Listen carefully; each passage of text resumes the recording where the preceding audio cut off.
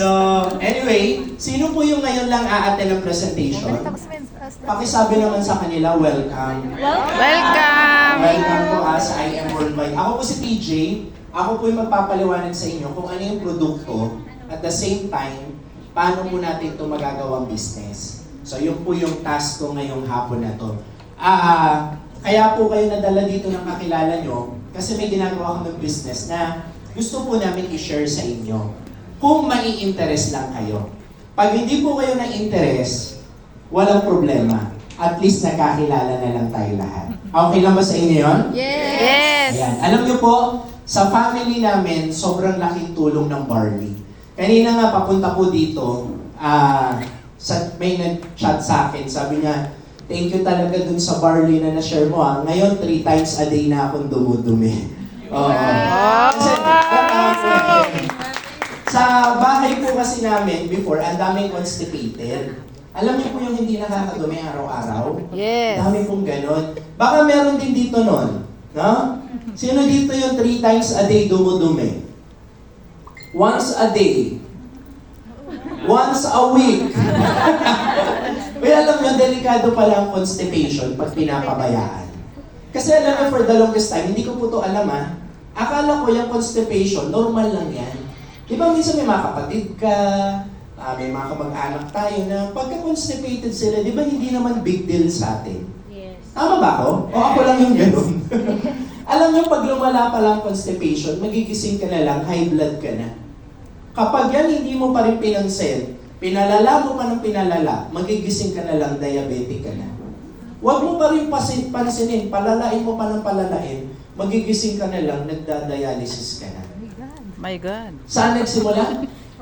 Constipation. Constipation. Constipation. Hindi po ako nagsabi nito. Ang nagsabi po nito, mga member natin na doktor.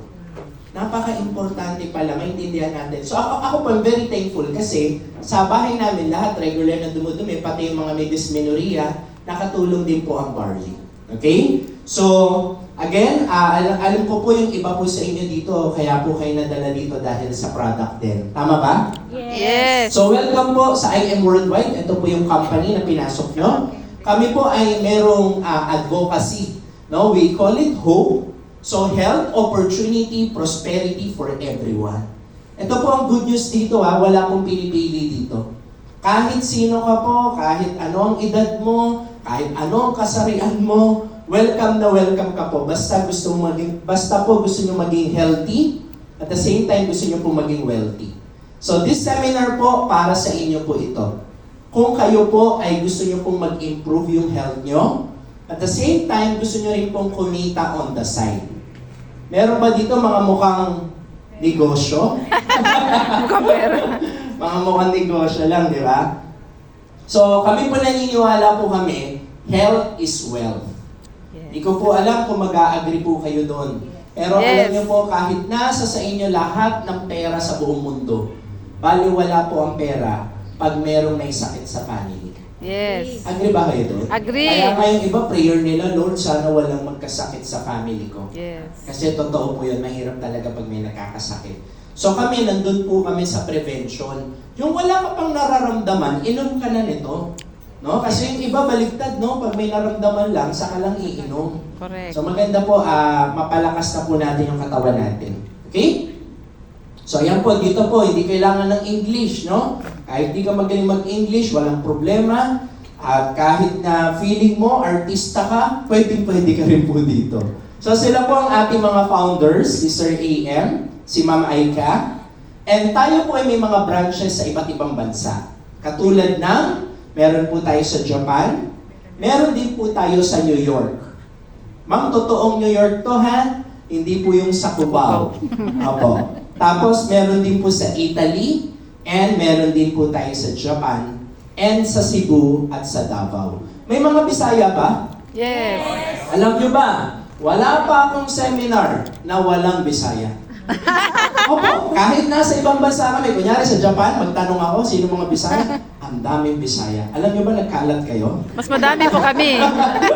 Nagkalat po kayo. So siguro po para may idea po tayo, ano ba yung effect ng product po natin and sino na ba yung mga nakagamit? So para may idea po tayo, panoorin po natin itong video na to.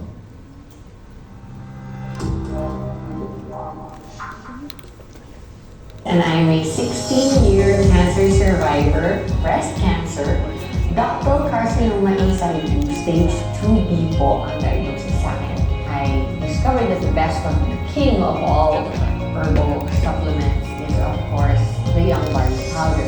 As soon as I started taking the barley, my immune system started to get much better, much quicker. I was diagnosed yung pneumonia or pleural effusion. Then eventually, pag-take ko ng barley, sobrang effective talaga siya. Kasi 2 times a day na ako nag-take nun and it really helps talaga. Nung nasa abroad ako, akala ko menopause na ako. Buti na lang, nakilala ko yung product na pure organic barley. Sa awa ng Diyos ngayon, tuloy-tuloy na rin ako. Normal na. Usually 3 to 5 days bago ako makapag-cigar. Nung nag-take ako ng barley, maybe in that day, 3 sachet lang. Yun, nawala ng constipation ko. Meron po akong PCOS for 10 years. So before po, irregular yung menstruation ko. And then, na-discover ko po itong barley. After 2 months taking barley continuously, naging regular po yung menstruation ko. Thanks to this amazing